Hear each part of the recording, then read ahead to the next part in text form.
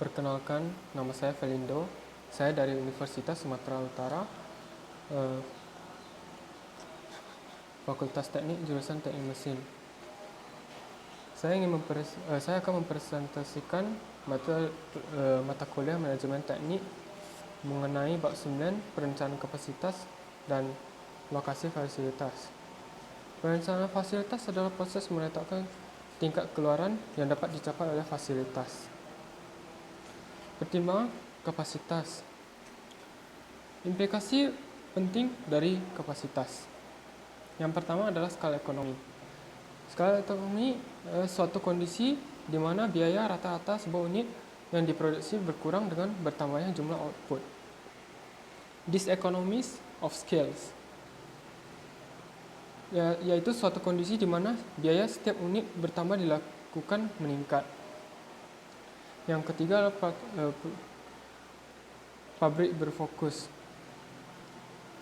Fasilitas yang kecil, terspesialisasi, terfokus pada serangkaian tujuan yang sempit. Yang keempat adalah jaringan subkontraktor. Pengambilan keputusan perencanaan kapasitas. Terdapat 3 langkah membuat keputusan perencanaan kapasitas. Yang pertama adalah identifikasi kebutuhan kapasitas. Langkah pertama adalah mengidentifikasi kebutuhan kapasitas yang dibutuhkan oleh perusahaan saat ini dan juga di masa depan. Yang kedua, mengembangkan alternatif kapasitas. Setelah penyelesaian kapasitas diidentifikasi, perusahaan perlu mengembangkan serangkaian alternatif yang akan memungkinkannya memenuhi kebutuhan kapasitas di masa depan. Yang ketiga adalah evaluasi alternatif kapasitas. Langkah terakhir dalam prosedur ini adalah mengevaluasi alternatif kapasitas dan memilih satu alternatif yang paling sesuai dengan kebutuhan perusahaan. Pohon keputusan.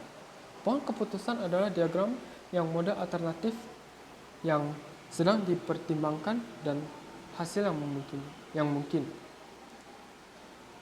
Isi dari pohon keputusan. Yang pertama adalah poin keputusan.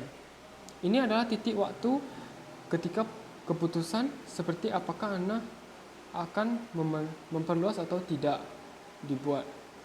Yang kedua adalah alternatif keputusan. Memberi fasilitas besar dan membeli fasilitas kecil adalah 2 alternatif keputusan.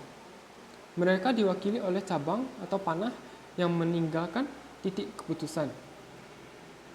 Yang ketiga adalah acara kesempatan. Ini adalah peristiwa yang dapat mempengaruhi nilai keputusan. Hasil.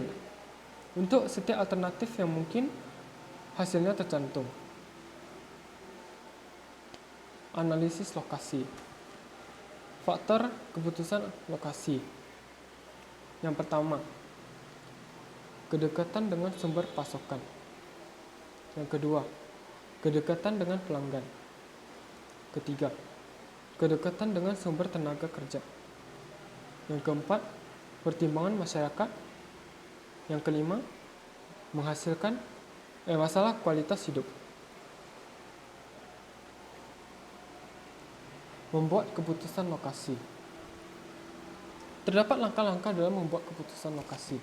Yang pertama adalah identifikasi faktor lokasi dominan. Dalam langkah ini, manajer mengidentifikasi faktor lokasi yang dominan untuk bisnis. Ini membutuhkan penilaian dan pengetahuan manajerial. Yang kedua, kembangkan alternatif lokasi. Setelah manajer mengetahui lokasi apa yang dominan, mereka dapat mengidentifikasi alternatif lokasi yang memenuhi faktor yang dipilih. Yang ketiga, evaluasi alternatif lokasi. Setelah sekumpulan alternatif lokasi diidentifikasi, manajer mengevaluasinya dan membuat pilihan akhir. Sampai di sini saja presentasi saya. Terima kasih atas perhatiannya.